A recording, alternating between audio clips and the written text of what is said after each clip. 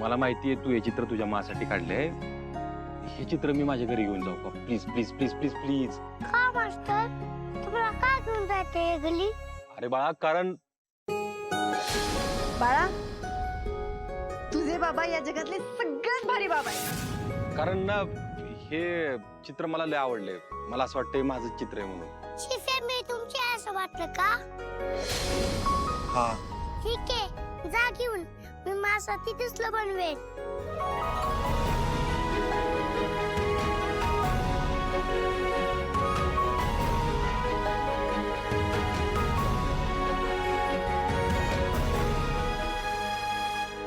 ए Simba, thank you. आपण आता friend आहे ना. दोस्तीत नो सॉरी नो थँक्यू. अरे बर, मग Simba connection. Simba connection. Yes, Simba connection. Simba connection. इथं इथं इथं दिप्या, आज दिवस कुणीकडे उगावलाय रे? बापू, तुम्हाला माझं चांगलं झालेलं बघवत नाही का? बघवत नाही असं नाही रे, असं कधी बघितलं नाही मी. बापू, तुम्ही काही जरी बोला ना, तुम्हाला काय म्हणायचे ते मला चांगलंच कळतं. मला गोष्टीचे पुस्तक चॉकलेट आणि मास्टर करून शाबाशी मिळाली. अरे वा, मास्टर म्हणले की तू खूप खूप खूप खूप खूप मोठा हो. Very good. अजून काय पाहिजे मग आपल्याला? पण कशासाठी बक्षीस मिळालं त्याला? मी माझ्यासाठी काढलेल्या गिफ्टला. गिफ्टला म्हणजे रे? आ बापू, मी मदतीसाठी मला गिफ्ट देणार होतो ना. मग ते एक पेंटिंग होतं. काय, तू चित्र काढलंस? हो मा. मग कुठं आहे ते पेंटिंग? मास्टर घेऊन गेले. अरे, पण छोटे साहेब, अहो तुम्ही काढलेलं पेंटिंग मास्टर काय घेऊन गेले? आणि त्यांना खूप खूप खूप म्हणजे खूप म्हणजे खूप म्हणजे खूप म्हणजे खूप म्हणजे दम लागला बाळ तुला, एवढं बोलायचं असतं का? आवडलं. सॉरी मा. काही हरकत नाही. त्यांना तुझं पेंटिंग आवडलं ना, तेच माझ्यासाठी खूप मोठं गिफ्ट आहे. मी परत पेंटिंग करीन. काय? Same to same. बरं. बाचोबा, आता तुम्ही चित्र काढाच.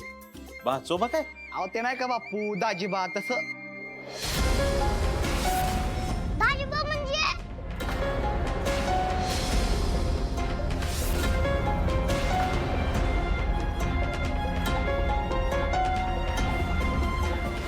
बरं अमोल, कुठलं चित्र काढलं होतं ते आठवतंय का आता?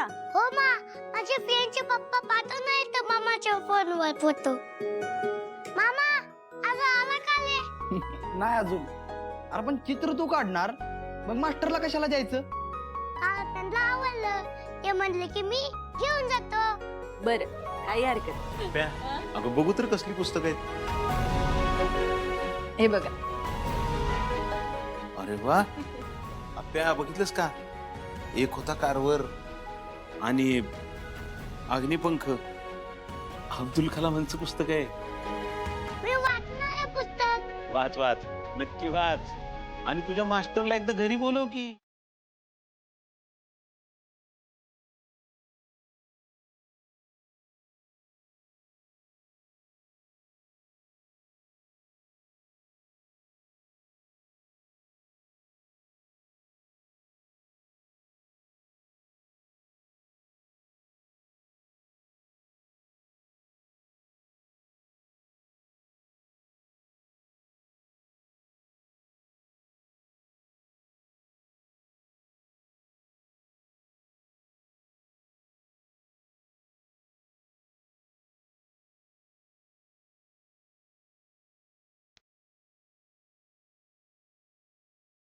बापू,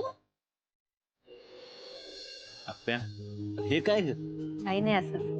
अगं, गाणी बिणी ऐकायची सवय नव्हती तुला? इकडे गेल्यावर लागली. एकटं एकटं वाटू लागलं ना की असं गाणे लावून बसायचे. शांत वाटायचं मला. एक सांगू का आप्या? गाणं ऐकलं आणि विनायकरावांची आठवण झाली का?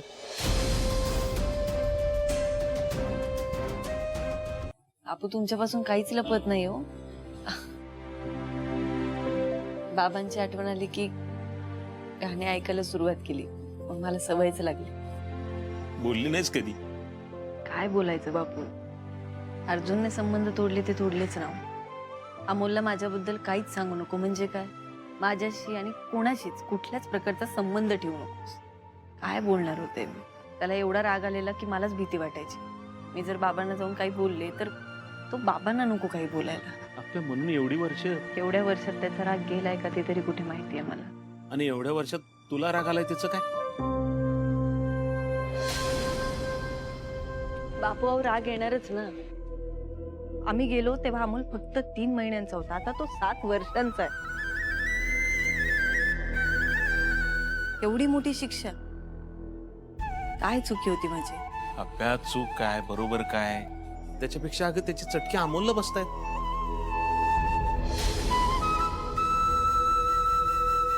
कळतंय मला बापू. मदर्स डेचं त्याने ते पेंटिंग काढलं, तेही या वयात. माझा विश्वासच बसत नव्हता बापू. अमोलने काढलं ते चित्र. आपल्या त्याच्या मनातलं चित्र कागदावर उमटलं बघ, बाकी काय नाही. तेच म्हणते, कला काय असते? आपल्या मनातलं प्रतिबिंबच ना. आणि आपल्या अमोलला बापाची किती ओढ आहे ना ते त्या चित्रात ठळकपणे दिसतंय ग. त्याचीच काळजी वाटते हो बापू. अमोल सोबत अर्जुन नाही आणि त्याला आम्ही सगळेजण एकत्र हवे.